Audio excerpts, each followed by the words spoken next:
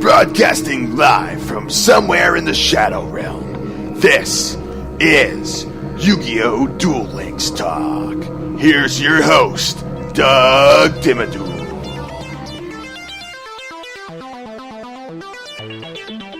Hey there, and welcome to another episode of YuGiOh Duel Links Talk.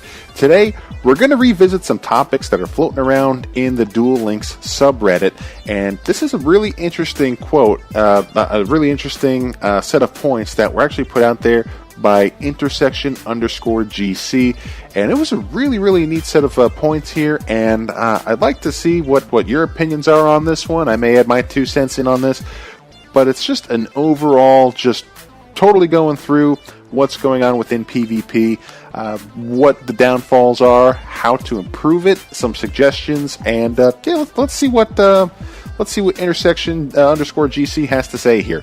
And I quote, "Here's what's happening in Ranked and how we can improve it.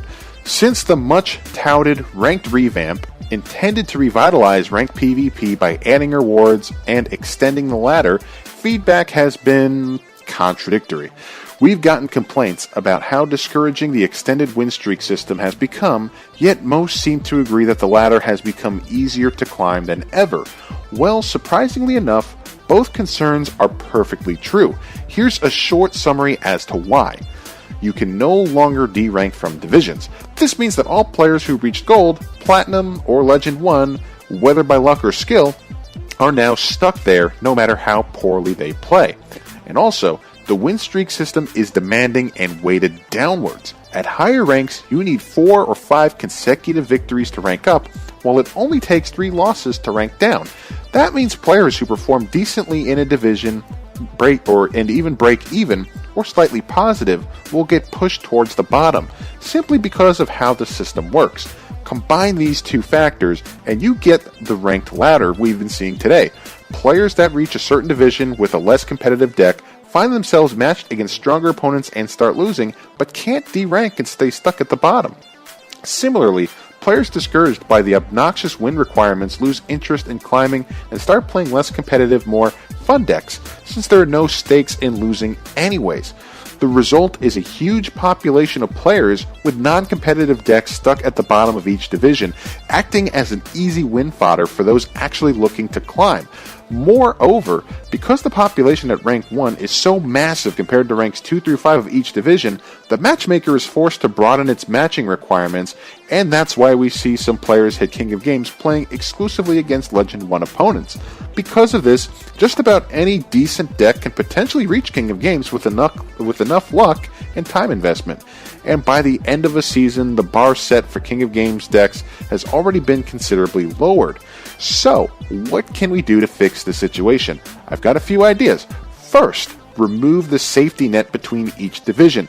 It eliminates competitiveness, kills deck quality, and creates a huge choke point that overinflates rank 1 populations. Second, rework the win streak system to be more forgiving and fair in both directions. Some have suggested an ELO system, and while we can all hope that eventually gets implemented, even a return to the global 3-win 3-loss system would be welcome at this point. Third, make King of Games a title instead of a rank. Once you hit King of Games, you get reset back to Legend 3 or 1 or whatever is most appropriate. That way, King of Games players can still try their hand against competitive opponents instead of being stuck in limbo until the end of each season. This also gives players motivation to hit King of Games as many times during the same seasons. I hope this write-up helped, and any suggestions are welcome. So, this is a pretty interesting set of circumstances, and that's the end quote. That's pretty much what _GC had to say about this whole deal, and I agree with a lot of the points being made. Now, granted, it does kind of take a lot of stress off of somebody's shoulders there once they actually hit that rank 1 of that new level. I've been seeing a lot of people pretty thrilled about that, knowing that, okay, at least once I hit Platinum 1, I'm not getting bumped back down to Gold 5, or if I'm in Gold 1, I'm not getting bumped down to Silver 5. But at the same time, too, you're seeing a lot of complaints saying, well, now that I'm going against all of these Platinum 1 or all these Gold Rank 1 decks, there's like I don't know, it seems like there's so many different variations of decks, and it really comes down to the luck of the draw of what you're getting when you're going up against all of these rank 1 decks. So you may have built a really good deck that may be having an 80 to 90% win streak against a lot of the current meta decks that maybe you would expect to see once you end up hitting Legend rank or Platinum rank. But because you're hanging around going up against rank 1 opponents, where some of them are just kind of giving up and just having fun trying out different decks because they maybe don't want to try out these decks in the casual duel setting, you end up maybe getting into some pretty bad matchups or some pretty unlucky matchups, and that's what you're seeing more often than not now, given the current system. And I'm not saying it's necessarily a bad thing, but for those people who are trying to take this whole climb through the ranked duels very seriously, it could cause quite a few headaches and it could cause quite a few frustrating moments.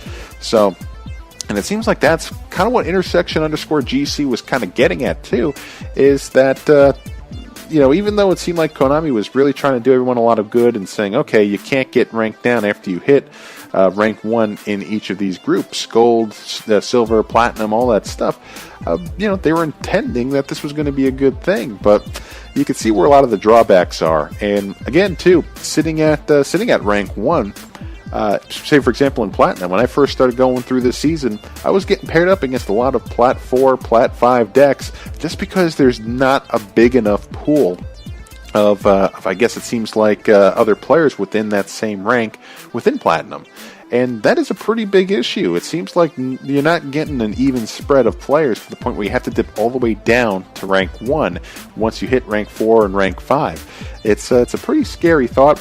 And it seems like intersection_GC really made a good point about how the win streak system is more of a downward force. Seeing as when you're sitting Platinum, maybe you need 3 or 4 wins. When you hit Legend, you need 4 or 5 wins, I believe, in a row to actually go up to the next rank. But then it only takes 2 or 3 losses. It's supposed to only take 3 losses, but depending on your win and losing streaks, maybe you lose 2 more, and you get bumped down real easily. It seems like what could take you over an hour or 2 hours just to gain 1 rank, you could lose in less than 5 minutes to get back down to that other rank. And I think that's a big turnoff right now, given the way that the win streak, lose streak is kind of structured right now, especially when you start hitting those higher ranks. Now, is that part of the grind that we're all talking about when we're trying to make it to King of Games? Absolutely. But Intersection GC did bring up the good point that you're really kind of making things more luck based at this point. And seeing as it's a card game, luck based is kind of a big element of this. But it seems like people can end up making King of Games rather easily just based off of the luck and the luck of the matchups. But hey, at the end of the day, that's really all that matters, right?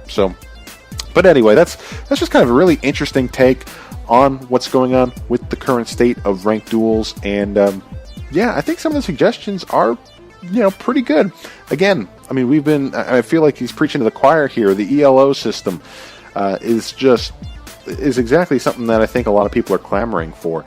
It's the type of system where, based on a win or a loss, you'll gain so many points or you'll lose so many points, and maybe you need a certain point requirement to end up at a certain rank.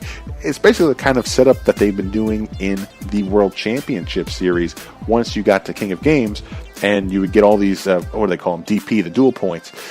You'd get so many dual points for win, you'd lose a few dual points if you lose, but instead of it just kind of ranking everybody 1 through whatever, maybe you would need a certain amount of points to reach another rank, or maybe by the end of the season, based off of your ELO, dual points that you would be earning, that would end up putting you at a certain rank at the end of the year, at the end of the season there, I guess in this case at the end of the month, where you would basically see your final ranking based off of all those points. So you kind of go through that direction too, and it's something that, I think Konami may be strongly considering at some point, because when you look at Konami's history with Duel Links, there have been so much feedback. There's been so much feedback given to Konami related to different aspects of the game, and it seems like one way or another, Konami bounces back and responds very, very well and makes some changes and makes some updates, makes the game more friendly for the players, or makes changes that players have been really dying for,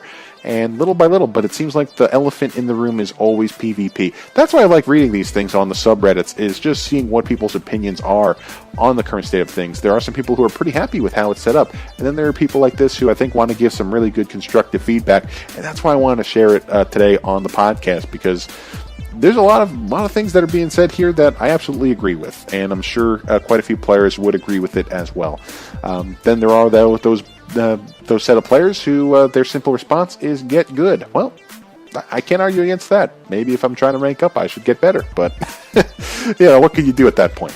But anyway, that's pretty much it for today's episode. If you have some thoughts that you'd like to add, feel free to reach out to me on Twitter at YuGiOh Deck Talk. It's all one word, at YuGiOh Deck Talk, and I'd love to hear from you. I know we have these episodes archived on YouTube as well, so feel free to comment on there too. I know we got a few people who like to comment every once in a while. MJM Milt, man, you're my dude. Really appreciate you checking everything out and coming over to the YouTube channel. I know a lot of you guys like to listen to the podcast through iTunes and whatnot, but yeah, we do have some folks who are YouTube savvy.